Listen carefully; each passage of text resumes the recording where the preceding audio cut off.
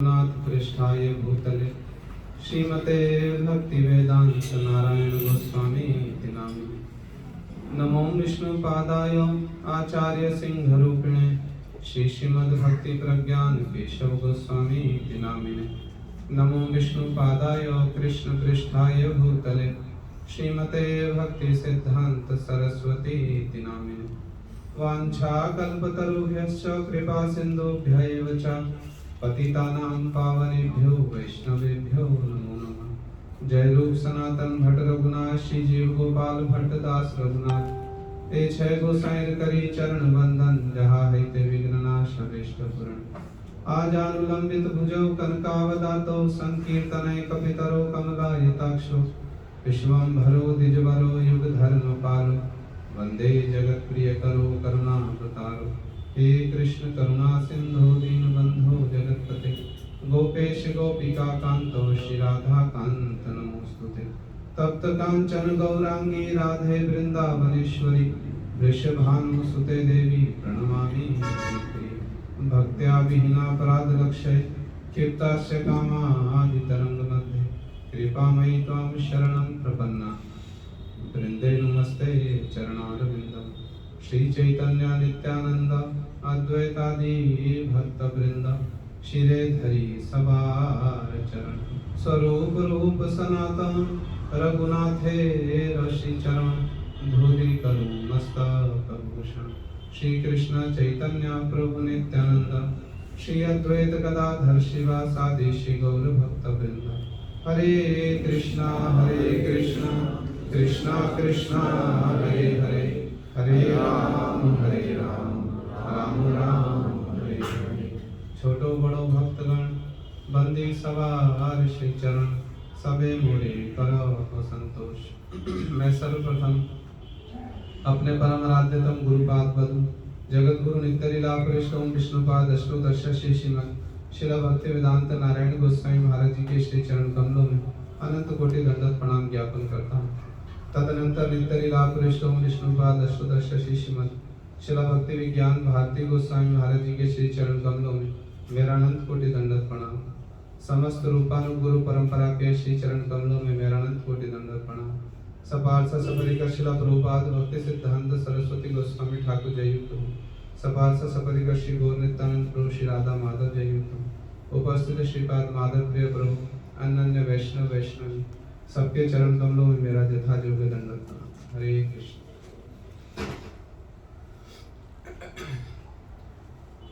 जैसा कि हम लोगों को ज्ञात है, आज हमारे शिला प्रभुपाद भक्ति सिद्धांत सरस्वती गोस्वामी ठाकुर जी की शुभ आविर्भाव तिथि है। हम लोग प्रातः काल से ही इस तिथि की आराधना कर रहे हैं। एक वैष्णव कवि ने इस तिथि के विषय में कहा है, ए तिथि वंदने भक्त गणे रमने बहे भक्ति प्रश्रवण। इस तिथि की वंदना करने का ही इतना महात्म्य है कि भक्तों के हृदय में भक्ति का प्रश्रवण माने प्रवाह जो है, शुद्ध भक्ति का प्रवाह जो है वो प्रवाहित होने लगता है। अभी जो हम सब वर्णन सुन रहे थे प्रभु जी के मुख से, मुझे नहीं पता कितने लोगों ने जिस श्लोक को प्रभु जी ने सर्वप्रथम उच्चारण किया है उसको सुना होगा, किंतु बहुत ही हृदय स्पर्शी बातें हम लोगों ने अभी सुनी, बहुत हृदय स्पर्शी। जिस श्लोक की प्रभु जी चर्चा कर रहे थे, प्रत्येक श्लोक में 4 चरण होते हैं। सुना है कभी? प्रत्येक श्लोक में 4 चरण होते हैं। जिस श्लोक को प्रभु जी ने उच्चारण किया उसके अंतिम चरण में पदकर्ता ने जो कहा है उस पर विशेष ध्यान देने की आवश्यकता है। उन्होंने लिखा है, विलसतु हृदय नित्यम भक्ति सिद्धांत वाणी। उक्त श्लोक में उन्होंने शिला प्रभुपाद भक्ति सिद्धांत सरस्वती गोस्वामी ठाकुर जी की जो वाणी है उसका प्रथम 3 पदों में उन्होंने वैशिष्ट्य बतलाया है, कैसी उनकी वाणी है। और उस वैशिष्ट्य को बतला करके उन्होंने प्रथम पंक्ति में एक वैशिष्ट्य बतलाया, द्वितीय पंक्ति में एक वैशिष्ट्य बतलाया, मुक्ति मोहांत दात्री, जो मुक्ति रूपी जो मोह है ना उसका भी अंत करने वाली उनकी जो वाणी है। और जो तीसरा पद है ना उसमें तो बड़ी उन्होंने विशेष वैशिष्ट श्री श्रीधर गोस्वामी महाराज जी ने बड़ा विशेष वैशिष्ट्य बतलाया है। जो विधि मार्ग के प्रति भी जो क्या है मोह है, विधि मार्ग के प्रति भी जो रुचि है ना, श्रील प्रभुपाद जी की वाणी का वैशिष्ट्य ऐसा है, उसको भी शिथिल कर दे, उसको भी शिथिल कर दे, ऐसी उनकी वाणी का वैशिष्ट्य है। इसलिए प्रार्थना कर रहे, बिलसतु हृदय नित्यम भक्ति सिद्धांत वाणी, मेरे हृदय में सदा सर्वदा वो भक्ति सिद्धांत वाणी जो है वो विलास करती रहे मेरे हृदय में। बिलसतु हृदय नित्यम, ऐसा नहीं एक क्षण के लिए करे, 2 क्षण के लिए करे, बिलसतु हृदय नित्यम, नित्य निरंतर मेरे हृदय में वो भक्ति सिद्धांत वाणी जो है वो विलास करती रहे। और बड़े हृदय स्पर्शी बातों को, बड़े हृदय स्पर्शी विचारों को हम लोगों ने श्रवण किया है। हमारे गुरु महाराज जी तो बड़े गदगद कंठ से प्रभुपाद जी की महिमा का वर्णन किया करते। कैसा प्राकृत उनका चरित्र है, कैसा प्राकृत चरित्र, कैसा प्राकृत विचार वैशिष्ट है, कैसा प्राकृत। हमारे गुरु महाराज जी उनकी तिथि पर एक समय कह रहे थे इस बात को कि यदि कोई श्रील प्रभुपाद जी का चरित्र ही श्रवण करे तो वो वैष्णव हो जाएगा। गुरु महाराज जी अपने मुख से कथा में कह रहे हैं, यदि कोई श्रील प्रभुपाद जी के चरित्र को ही श्रवण करे तो वो वैष्णव हो जाएगा। इतना अगाध, इतना अपरिमित, इतना अतुलनीय, इतना अभूतपूर्व श्रील प्रभुपाद जी का चरित्र है। इतने सूक्ष्म विचार, इतनी सूक्ष्म विचारधारा श्रील प्रभुपाद जी इस जगत में लेकर के आए। उन्होंने परमार्थ शब्द का अर्थ ही जो है ना, इतना सुंदर उन्होंने परमार्थ शब्द का अर्थ किया। परमार्थ वास्तव में है क्या, शुद्ध भक्ति वास्तव में किसको कहते हैं, श्रील प्रभुपाद जी के विचार देखिए, इतना सूक्ष्म विचार लेकर के आए, इतना सूक्ष्म विचार, अगाध उनका चरित्र, अगाध। हृदय जो है ना वो इतना हिलोरे मारने लगता है जब प्रभुपाद जी की बात आती है ना, हृदय एकदम गदगद होकर हिलोरे मारने लगता है। कितना कुछ कहें, कितना कुछ कहें, है उनका चरित्र ऐसा है। तो प्रभु जी ने जो कुछ बातें हैं, 2-4 बातें जो कुछ कही हैं, उसमें से ही कुछ कुछ बातों को हम लोग क्या करेंगे, कुछ कुछ जो विचार उन्होंने स्पर्श किए हैं ना, उनको ही थोड़ा सा हम लोग भी स्पर्श कर देंगे। जैसे कि प्रभु जी ने एक बात कही, प्रभुपाद जी ने तृणादपि सुनिचता, प्रभुपाद जी क्या थे, साक्षात तृणादपि सुनिचता की मूर्ति स्वरूप थे। श्री चैतन्य महाप्रभु जी ने मूल श्लोक में जो शब्द कहा है ना, वो है तरोरीव सहिष्णुना। तरोरीव सहिष्णुना समझते हैं, वृक्ष के समान सहनशील। किंतु श्रील प्रभुपाद जी ने इसको और एक बड़ी सुंदर उपमा दे दी, तरोरपि सहिष्णुना। तरोर अपि, अपि माने वृक्ष से भी अधिक सहनशील। और प्रभुपाद जी कहा करते थे, यदि वृक्ष से भी अधिक सहनशील नहीं हो तो गौर वाणी का प्रचार कभी भी संभव नहीं है। गौर वाणी का प्रचार कदापि संभव नहीं है यदि वृक्ष से भी अधिक हम सहनशील नहीं हो सके। प्रभुपाद जी ने इस एक ही विचार को कितना विशेष वैशिष्ट्य उन्होंने प्रदान कर दिया। और वो साक्षात क्या थे, इस तृणादपि सुनिचता की वो साक्षात मूर्ति स्वरूप थे। किंतु इस तृणादपि सुनिचता का, जिस तृणादपि सुनिचता की प्रभुपाद जी मूर्ति स्वरूप थे, हमने तो केवल ये सुना है। ये तृणादपि सुनिचता क्या होती है, क्या होती है तृणादपि सुनिचता, तृण से भी अधिक क्या हो, सुनीच हो जाओ। तृण से भी अधिक, घास के तिनके से भी अधिक सुनीच हो जाओ, हमने तो इतना ही सुना है। किंतु प्रभुपाद जी जिस तृणादपि सुनिचता की मूर्ति स्वरूप थे, उसका वैशिष्ट्य क्या है, तो एक बात मैं उनके जीवन की बतलाऊं। केवल महाजन लोग ना मुख से कहते नहीं है, पहले उसको स्वयं आचरण करके दिखलाते हैं। भगवान ने गीता में कहा ना, यद यद आचरति श्रेष्ठा तत्ते वित्रो जना। यदि महापुरुष लोग स्वयं आचरण करके नहीं दिखलाएंगे, हमारे जैसे साधारण जीव कैसे उनका अनुसरण करेंगे, उनको कैसे प्रेरणा मिलेगी। तो प्रभुपाद जी ने स्वयं जो कुछ कहा उसका आचरण करके दिखलाया। ऐसा नहीं कि उन्होंने कोई भी एक वचन कहा हो जिसका उन्होंने जीवन में आचरण नहीं किया हो, ऐसा कभी संभव ही नहीं है, कभी संभव ही नहीं हो सकता। प्रभुपाद जी एक समय उनके जीवन में घटना आई ना, आप लोगों ने सुना होगा। वो जोगपीठ मंदिर में पायचरी कर रहे थे। पायचरी समझते हैं, बंगला में कहते, पैदल पैदल भ्रमण कर रहे थे, नाम कर रहे थे।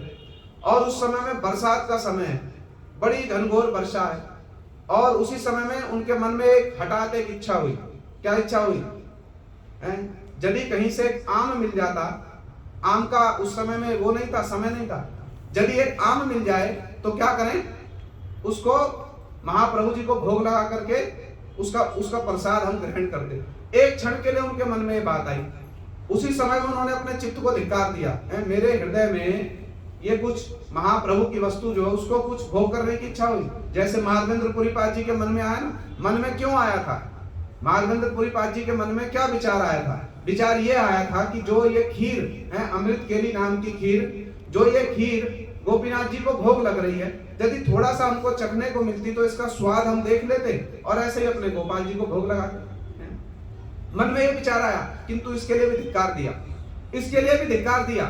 तो प्रभुपाद जी के मन में भी यही विचार आया, यदि एक आम मिल जाता तो गौर सुंदर को भोग लगाते और फिर कुछ प्रसाद उसका ग्रहण करते, किंतु उन्होंने अपने मन को बड़ा धिक्कार दिया, बड़ा धिक्कार दिया और वो ऐसे ही भ्रमण करते रहे। ये परम गुरु जी स्वयं लिख रहे इस बात को, प्रभुपाद जी ने भी स्वयं लिखा इस बात को एक पत्र में, स्वयं प्रभुपाद जी ने भी लिखा। और उसी समय में क्या हुआ, आम का उस समय में मौसम नहीं था, सीजन नहीं था आम का, किंतु उसी समय में एक पुजारी आया, जो योगपीठ मंदिर के पुजारी थे ना, वो दौड़ते दौड़ते आए, प्रभुपाद जी के हाथ में एक बड़ा सुंदर आम का फल दे दिया और प्रभुपाद जी से कहते हैं अभी अभी एक व्यक्ति इस आम के फल को दे गया।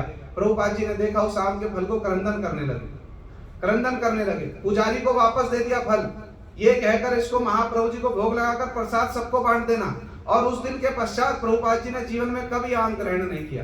केवल आम ही नहीं, आम सत्य होता है ना, हमारी भाषा में कहते हैं आम पापड़, प्रभुपाद जी ने वो भी कभी जीवन में ग्रहण नहीं किया, कभी भी जीवन में ग्रहण नहीं किया। स्वयं आचरण करके दिखलाया, स्वयं आचरण करके। क्या आचरण करके दिखलाया? प्रभुपाद जी से किसी ने प्रश्न पूछा, क्या प्रश्न पूछा? शुद्ध भक्तों का विचार क्या होता है? प्रभुपाद जी से किसी ने प्रश्न पूछा, शुद्ध भक्तों का विचार क्या होता है? तो प्रभुपाद जी ने बड़ा विस्तृत उत्तर दिया, किंतु उसमें एक बात कही थी, शुद्ध भक्तों का विचार होता है nothing is meant, nothing is created for my humans, for my sense enjoyment. कुछ भी मेरे इंद्रिय तर्पण के लिए नहीं है, सब कुछ भगवान के इंद्रिय तर्पण के लिए है। तो उन्होंने जो ये कहा, इसको केवल कहा ना, आचरण करके दिखाया। उन्होंने केवल कहा नहीं, इस बात को अपने जीवन में, संपूर्ण जीवन में उन्होंने आचरण करके दिखलाया। तो महापुरुष लोग जो कहते हैं ना, उसको आचरण करके दिखलाते हैं, उसको आचरण करके दिखलाते हैं। अभी अभी कीर्तन में सुन रहे थे ना, प्रभुपाद जी के ऊपर आक्रमण किया, कुलियाते पाषंडीरा, अत्याचार कैलो जारा, ता सवार दोष क्षमा करी।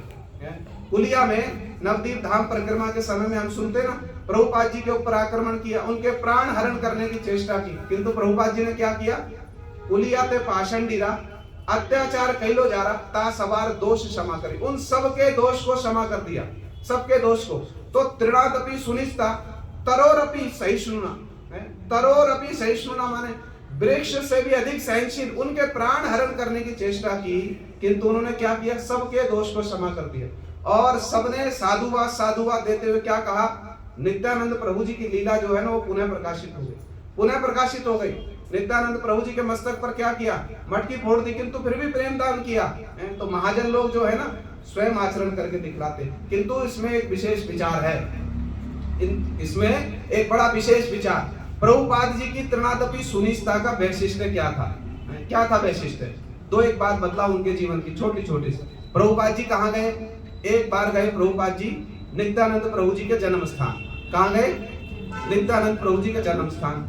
और वहां पर जो भक्त मंडली थी ना, उन्होंने प्रभुपाद जी का बड़े विशेष रूप में स्वागत सत्कार किया, बड़ा विशेष रूप में।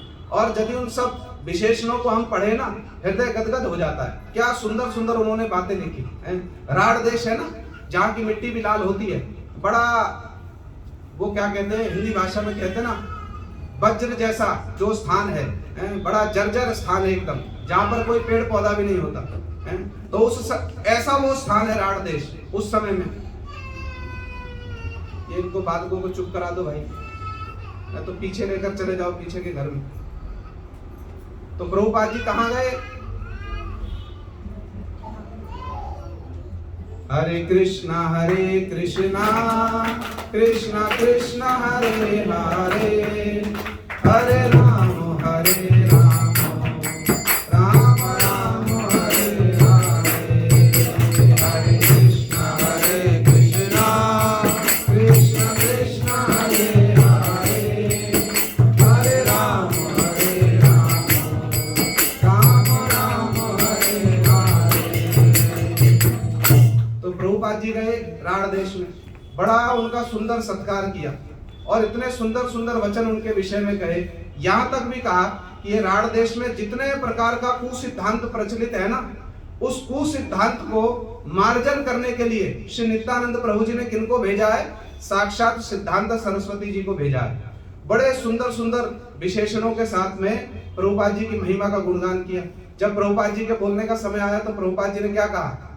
प्रभुपाद जी ने कहा, मेरे जैसे एक व्यक्ति के विषय में पूर्ववर्ती वक्ता ने जो कुछ विशेषण कहे हैं उसके विषय में मेरा कुछ कैफियत देना उचित है। कैफियत समझते हैं? कुछ स्पष्टीकरण देना उचित है, कुछ सामंजस्य करना उचित है। प्रभुपाद जी कहते हैं अपना परिचय जो है मैं स्वयं दे रहा हूं। तो क्या परिचय दिया? जगाई मधाई हईते मुई से पापिष्ट, पूरी शेर कीट हईते मुई से लगिश, मोर नाम सुने जई तार पुण्य खाए, मोर नाम ले जई तार पाप होय। ये वो अपना परिचय दिया करते थे, ये वो अपना सब समय परिचय दिया करते थे। ऐसे उनके जीवन की कितनी घटनाएं समझना। त्रिनादपि सुनिश्ता का प्रभुपाद जी का वैशिष्ट्य क्या है, ऐसे ही कितने उनके जीवन की घटनाएं। एक कटक उड़ीसा में एक स्थान है ना कटक, वहां पर प्रभुपाद जी ने सच्चिदानंद गौड़िया मठ की स्थापना की। जब उसका प्रथम वार्षिक महोत्सव हुआ ना, कितने सुंदर सुंदर प्रभुपाद जी के विषय में उन्होंने विशेषण कहे। प्रभुपाद जी और जो कह रहे थे ना, वो एक बड़े उच्च कुल के ब्राह्मण थे, बड़े उच्च कुल के ब्राह्मण, और प्रभुपाद जी के विषय में बड़ी सुंदर सुंदर वचन कहे। जब प्रभुपाद जी के कहने का समय आया ना, इतने दीनतापूर्ण शब्द कहे ना, उनको उच्चारण करने में भी संकोच होता है। अपने विषय में प्रभुपाद जी इतने त्रिनादपि सुनिश्ता की मूर्ति स्वरूप थे प्रभुपाद जी, इतने त्रिनादपि सुनिश्ता की। तो हम तो त्रिनादपि सुनिश्ता से यही समझते, इतना ही समझते हैं। तो किंतु त्रिनादपि सुनिश्ता का एक और अर्थ भी है भैया। प्रभुपाद जी थे एक समय राधा कुंड में, समझना बात को ध्यान से, कहाँ थे? और ब्रजमंडल परिक्रमा हो रही थी, ब्रजमंडल परिक्रमा हो रही है। तो राधा कुंड का एक पंडा उसने एक वचन कह दिया। क्या वचन कहा? उसने कहा कि हम लोग ब्राह्मण हैं। कहाँ के ब्राह्मण हैं? ब्रज के ब्राह्मण हैं, और विशेषकर राधा कुंड के ब्राह्मण हैं। तो हम लोग क्या कर सकते हैं? हम तो दास गोस्वामी जी को भी आशीर्वाद दे सकते हैं। हम लोग तो दास गोस्वामी जी को भी आशीर्वाद दे सकते हैं, हमारी स्थिति इतनी उन्नत है। जब ये बात घूमते घूमते प्रभुपाद जी के कान में आई ना, सुना है पहले कभी? कहाँ सुना है? अभी सुना है, पहले कहा कभी हमने? कहा होगा, भूल गए। किंतु सुनो बात को बड़े ध्यान से। प्रभुपाद जी ने जब इस बात को सुना ना कि ये साधारण पंडा क्या कह रहा है, हम तो दास गोस्वामी जी को भी आशीर्वाद दे सकते हैं, हमारी स्थिति इतनी उन्नत है। प्रभुपाद जी ने प्रसाद पाना छोड़ दिया। प्रभुपाद जी ने प्रसाद पाना छोड़ दिया। प्रभुपाद जी प्रसाद नहीं पा रहे, पूरी परिक्रमा पार्टी प्रसाद नहीं पा रही है। पूरी परिक्रमा पार्टी को कैसे कोई प्रसाद पाएगा जब प्रभुपाद जी प्रसाद नहीं पा रहे? और विलाप करते थे प्रभुपाद जी, ये कहते हुए, जब तक मैं कोई न्याय नहीं कर दूं, अनटिल एंड अनलेस मैं कुछ रिटर्न में कुछ ना कह दूं, इसका प्रत्युत्तर ना दे दूं, न्याय ना कर दूं, प्रसाद नहीं ग्रहण कर सकता। और प्रभुपाद जी क्रंदन करते थे। क्यों? उनकी इच्छा ये थी, उनकी इच्छा ये थी कि एक बड़ी सुंदर सभा बुलाई जाए, बड़ी सुंदर सभा बुलाई जाए, और जिसमें ये जितने भी ब्रज के जो पंडे लोग हैं ना, सब आ जाए, और हम स्पष्ट रूप में शास्त्रार्थ करेंगे और आमने सामने उत्तर देंगे। किंतु वो हो नहीं रहा था। कौन आएगा उनके सामने? आएगा कोई उनके सामने? कैसे आएगा उनके साथ? साक्षात शुद्धा सरस्वती, गोलोक की शुद्धा सरस्वती आज के दिन आविर्भूत हुई। इसलिए हम लोग आज सरस्वती पूजा कर रहे हैं। हम प्रातः काल में बतला रहे थे, 15 दिन पहले बसंत पंचमी के दिन विद्या सरस्वती की पूजा की जगत के लोगों ने। किंतु गौड़ीय वैष्णव बड़े बुद्धिमान हैं, वो विद्या सरस्वती की पूजा नहीं करते। वो किसकी पूजा करते हैं? शुद्धा सरस्वती की पूजा करते हैं। तो वो शुद्धा सरस्वती स्वरूप साक्षात प्रभुपाद जी, उनके सामने कोई आएगा? कोई नहीं आया। अब वो उत्तर नहीं दे पा रहे, उत्तर किसको दे? तो उनके मन में बड़ा दुख था।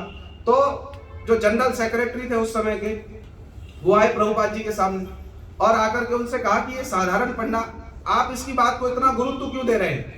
ये तो साधारण पंडा है, आप इसकी बात को इतना गुरुत्व क्यों दे रहे हैं? आप प्रसाद पा लीजिए। प्रभुपाद जी ने उत्तर दिया, नहीं, मैं प्रसाद नहीं पा सकता। उन्होंने पूछा, क्यों नहीं पा सकते? प्रभुपाद जी कहते, यदि मैं कोई साधारण भिक्षुक होता ना, साधारण भिक्षुक, केवल कॉपिन धारण करने वाला, तो मैं उसकी बात सुनता, कानों पर हाथ दे देता, स्थान छोड़कर चला जाता। किंतु मैं कोई साधारण भिक्षुक नहीं हूं, मैं कोई साधारण भिक्षुक नहीं हूं। मैं इस ब्रज धाम में, वृंदावन में मोटर कार में भ्रमण कर रहा हूं, इतना वैभव प्रकाशित कर रहा हूं। किस लिए?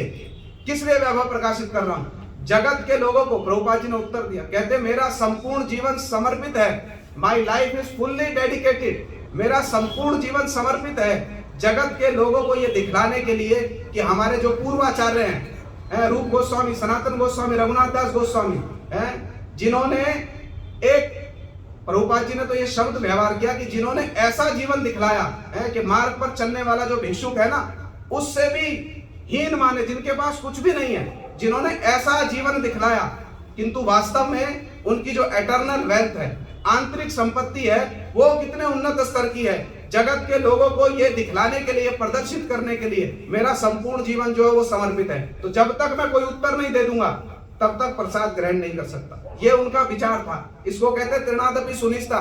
हम तो क्या समझेंगे साधु कैसा होना चाहिए, कैसा हो साधु, बस कुछ भी साधु को कह दो वो सुन ले मुख झुका करके, यही तृणादपि सुनिष्ठा है। किंतु प्रभुपाद जी ने तृणादपि सुनिष्ठा का वैशिष्ट्य दिखलाया, वैशिष्ट्य दिखलाया, ये कहते हुए कि मेरा जीवन समर्पित है किस लिए, मेरे जो पूर्व महाजन हैं उनकी एटर्नल वेल्थ, उनकी आंतरिक संपत्ति कितने उन्नत स्तर की थी, और जगत के लोग उनके प्रति किसी प्रकार की कोई हीन बुद्धि करके अपराध से ना मरे।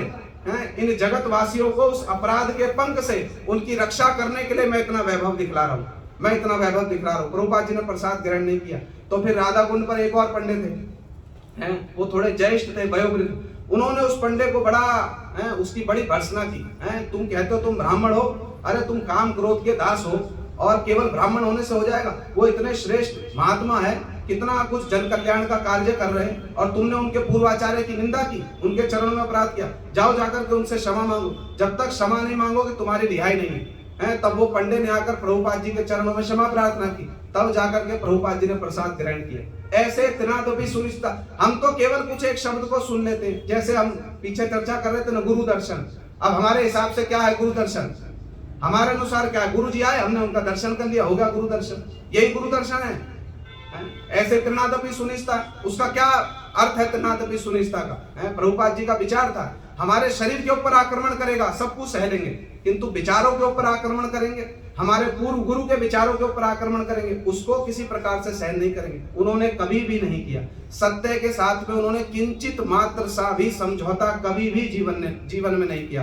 परम गुरु महाराज जी तो इस विषय को इतना विस्तार से बतलाते हैं, इतना विस्तार से कि जिसका कितना वर्णन किया जाए। कि उन्होंने, प्रभुपाद जी का तो वचन है ना, आप लोग जब मठ में प्रवेश करते होंगे, सुना होगा, आप लोगों ने पढ़ा होगा, सत्य कथा कहने जाएंगे, लोकप्रियता जनप्रियता ये अर्जित नहीं होगी। यदि सत्य कथा कहने जाएंगे, लोकप्रियता जनप्रियता ये अर्जित नहीं होगी, ये अर्जित नहीं की जा सकती। तो उन्होंने कभी भी कितना ही बड़ा व्यक्ति हो, कितना ही विशिष्ट व्यक्ति हो, कितना ही विशेष स्थान हो, शिला प्रभुपाद जी कभी भी सत्य कहने से, परम गुरु जी कहते एक पग भी पश्चात पद नहीं होते थे, एक पग भी पश्चात नहीं होते थे। यह उनका वैशिष्ट्य था, यह उनका वैशिष्ट्य था। प्रभुपाद जी कितने उनके जीवन की बातें कही, कितने उनके जीवन की महिमा कही। एक और छोटी सी घटना, मतलब क्या उनका विचार वैशिष्ट्य था। अभी कथा में सुन रहे थे ना, तो बहुत सारी बातें हमको स्मरण हो गई, पहले से ही बहुत सारी स्मरण आ रही थी, फिर जब कथा सुन ली और बहुत सारी स्मरण हो गई। किंतु आज तो घड़ी देखनी पड़ रही है हमको बार बार, है ना, क्योंकि प्रभु जी ने तो वचन दिया है। अब अपने से बड़ा कोई वचन दे तो उसका मान रखना पड़ेगा। नवीन प्रभु इधर आ जाओ पहले से।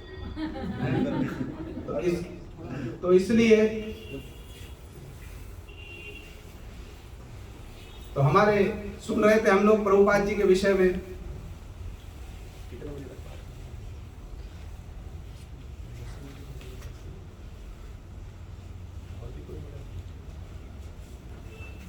तो हम लोग सुन रहे थे, क्या सुन रहे थे, क्या सुन रहे थे? घड़ी के विषय में। अब घड़ी ने हमको भी बुला दिया, आपको भी बुला दिया। नहीं, हमको नहीं बुलाया।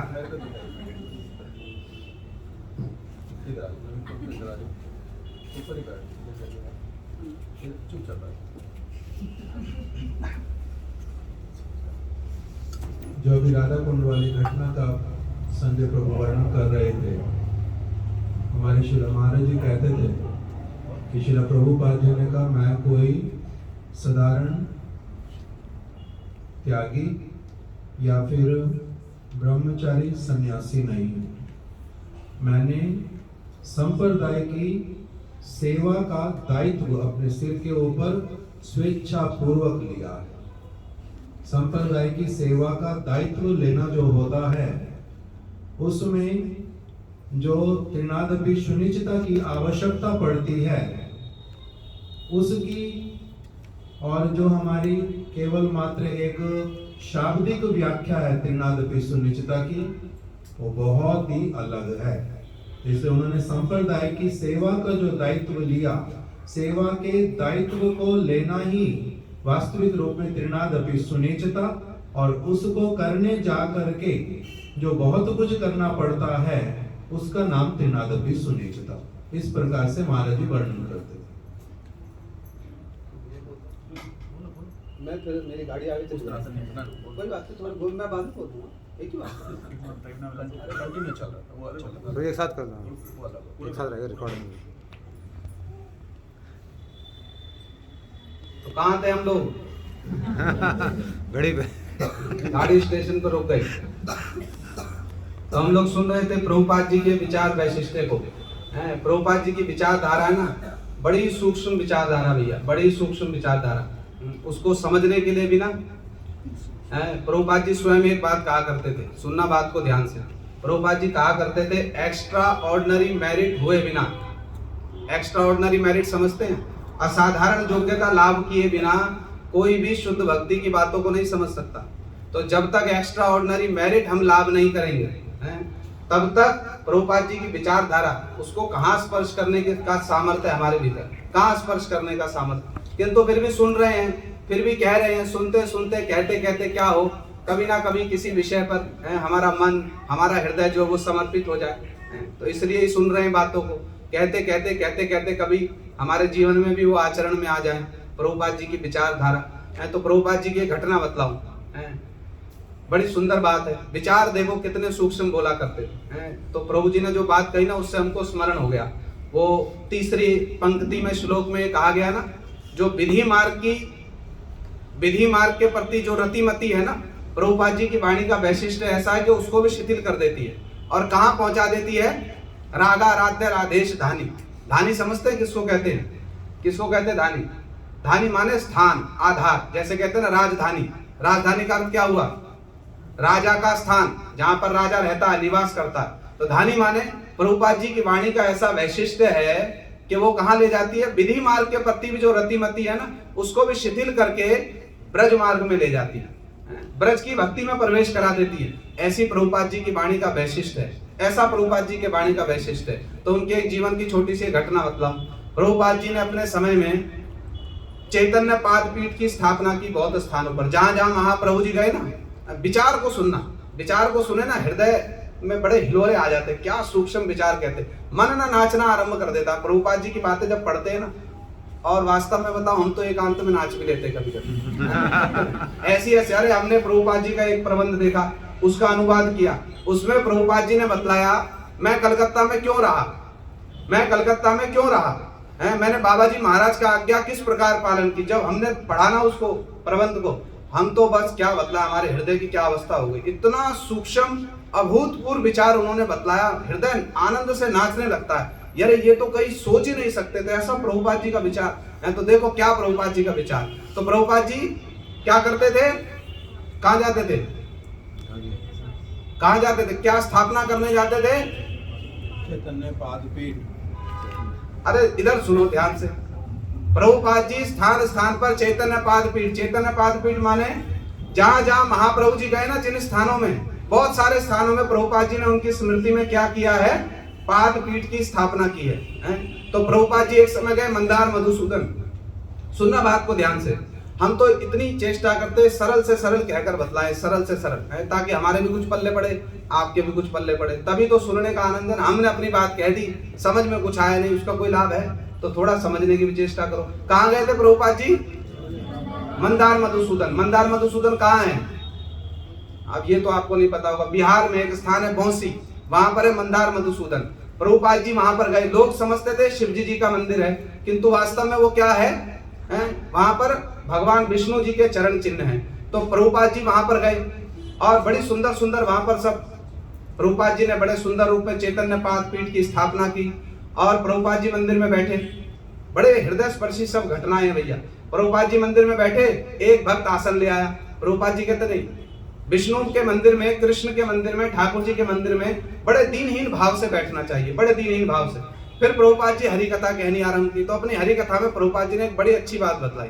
प्रभुपाद जी कहते हैं, जगत में जो वास्तविक पारमार्थिक है ना, जगत में जो वास्तविक पारमार्थिक, पारमार्थिक समझते हैं, परम आर्थिक, परम आर्थिक कह लीजिए, तो जो परम वस्तु को प्राप्त करने के लिए जो वास्तव में चेष्टा कर रहे हैं, तो प्रभुपाद जी कहते हैं वास्तव पारमार्थिक जो है ना, वो जगत में उनकी संख्या बड़ी अल्प है, बड़ी अल्प, बहुत ही ढूंढने से मिलते हैं, बहुत ढूंढने से। गुरु महाराज जी एक बात कह रहे थे कथा में, गुरु जी कह रहे भक्त तो हमको बहुत मिलते हैं, गुरु जी कथा में अभी सुन लेना आप लोग। गुरु जी कहते भक्त तो बहुत सारे मिलते हैं, बहुत सारे लोग, किंतु जब अन्याभिलाषिता शून्यम श्लोक के लक्षण लगाए ना, तो फिर तो बस कोई गिना चुना मिल जाए तो बड़ी बात है।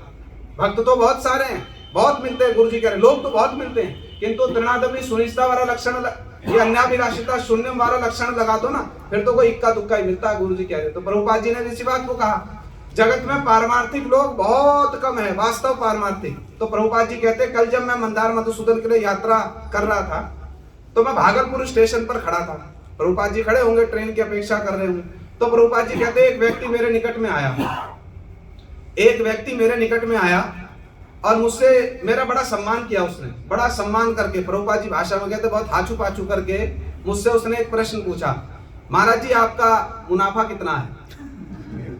क्या प्रश्न पूछा? महाराज जी आपका मुनाफा कितना है?